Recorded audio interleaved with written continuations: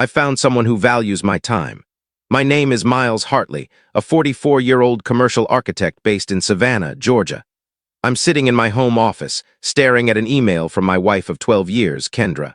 She was supposed to be at a yoga retreat in Arizona. The email's timestamp read 11:22 p.m. her time. I've transferred your inheritance to my private account. This is for the best. Attached was a blurry photo.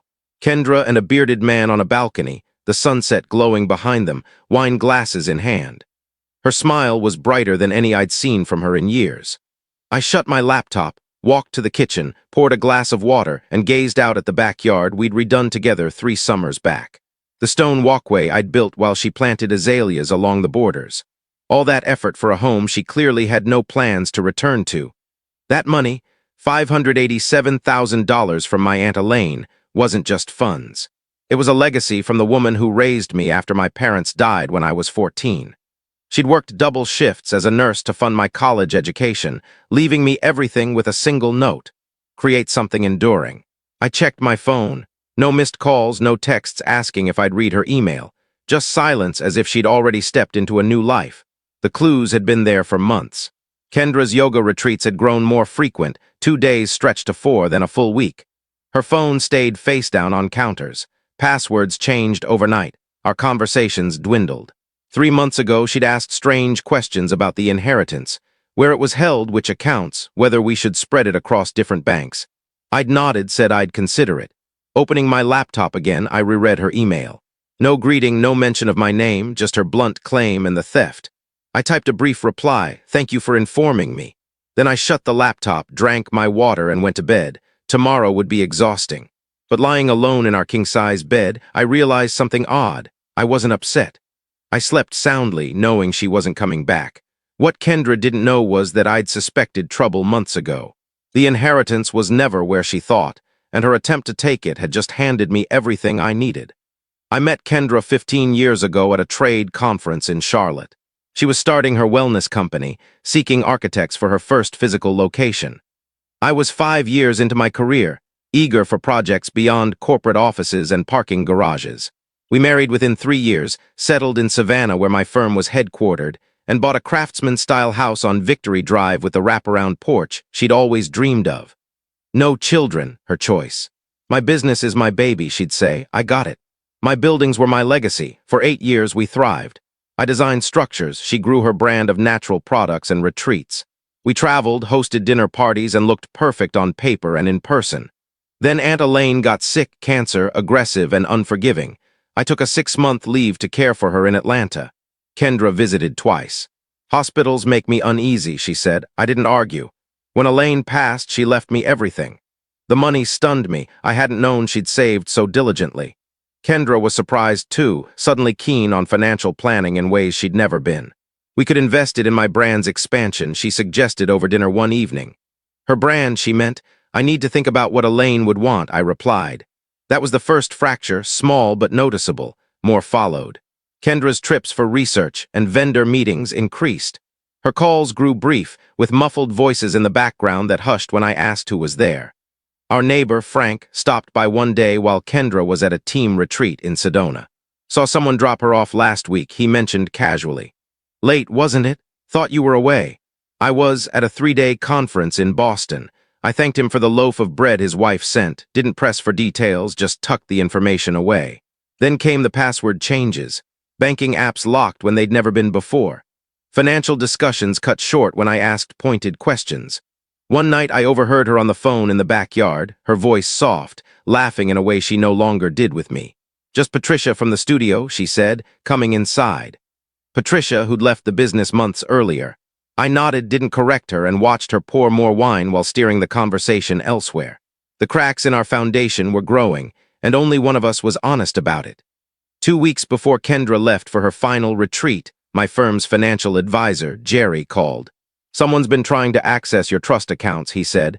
They used the last 4 digits of your social security number but couldn't answer the security questions. I asked which accounts. The inheritance funds. I thanked him, hung up, and sat at my desk for a long time. That night, Kendra suggested streamlining our accounts. It's pointless having so many separate logins, she said, avoiding my gaze. We should merge them. You're probably right, I said. I'll talk to Jerry. The next day, I drove to Atlanta to meet Rita Wallace, Aunt Elaine's attorney of 20 years, now mine. I laid out my concerns calmly, sticking to facts. Your aunt was smart to set up an irrevocable trust, Rita said. The money's safe no matter what happens in your marriage, and if someone tried to move it without permission, her face tightened. That's attempted financial fraud with serious legal consequences. I nodded. Let's document everything and set up alerts for any attempts to access or alter the trust. When I got home, Kendra was packing for her retreat. She gave me a quick kiss, already detached. I might stay longer this time, she said at the door, really immerse myself.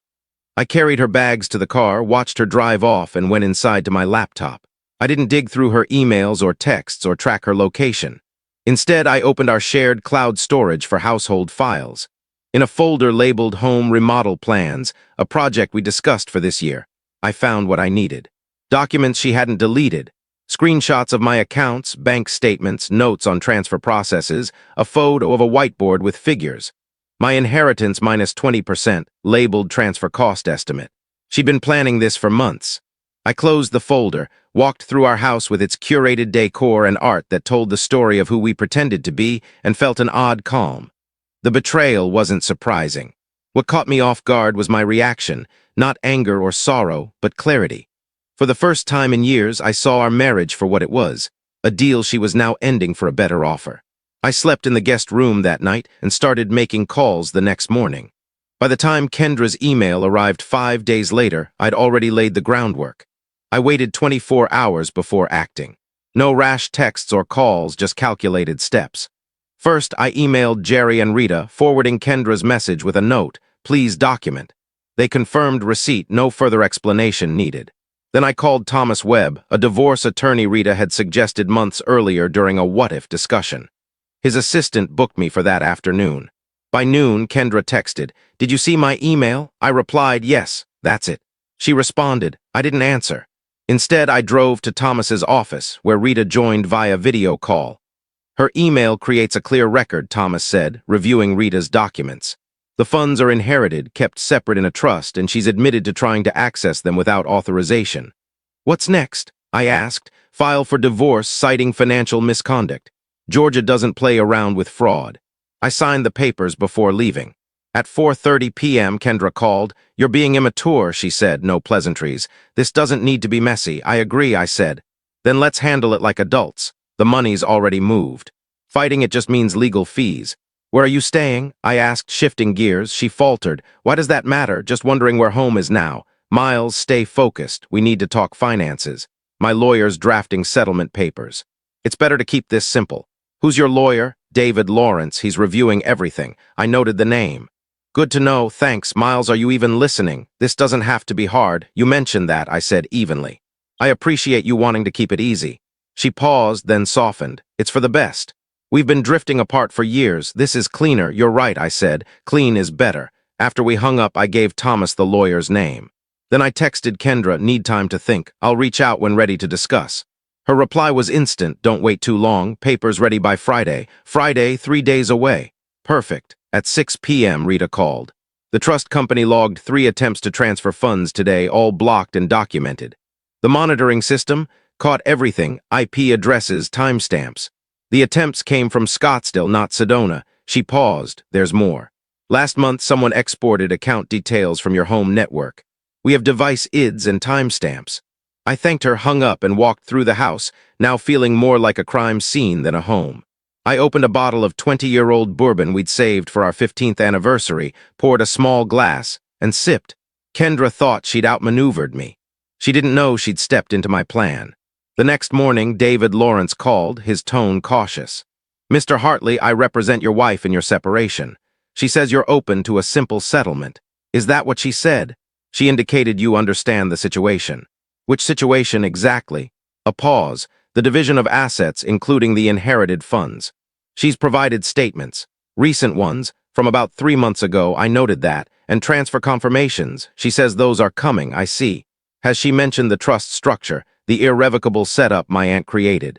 The legal impossibility of her claims? Silence. Mr. Lawrence, verify her information. My attorney will send you documents today. After hanging up, I visited Brightstone Bank, where Kendra and I held joint accounts. The manager, Harold, had helped with our mortgage refinance. I need to see recent activity on our joint accounts, I said. Harold's face shifted as he pulled up the records. There have been large withdrawals over 3 months. How large? He showed me. Transfers to an unfamiliar account, starting small, $2,000, $3,500, then jumping to $47,000 2 weeks ago. This receiving account, I pointed. Is it with Brightstone? He checked. No, it's Northern Lakes Credit Union. I'd never heard of it. Can you print 6 months of transactions? As I waited, Thomas texted, Lawrence wants an urgent meeting. Tones shifted. Back at Thomas's office, the puzzle clarified. The Northern Lakes account, opened 8 months ago in Kendra's name, listed a Scottsdale apartment address. Total withdrawals from our joint accounts. $178,250. She's been planning a new life, Thomas said. While still accessing mine, I added. We were reviewing records when Lawrence called. I've seen the trust documents, he said tightly.